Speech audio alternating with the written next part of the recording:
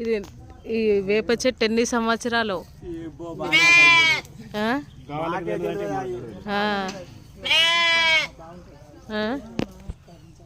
అదే చాలా పెద్ద. అవి అమ్మవారి కళ్ళు అన్నట్ట, తాతలప్పటి వేప చెట్టు. ఇవేమో అమ్మవారి కళ్ళు అంట. చూడండి అంత పెద్ద మహావృక్షం, దేవతా వృక్షం వేప చెట్టు పోషమ్మ తల్లి దగ్గర.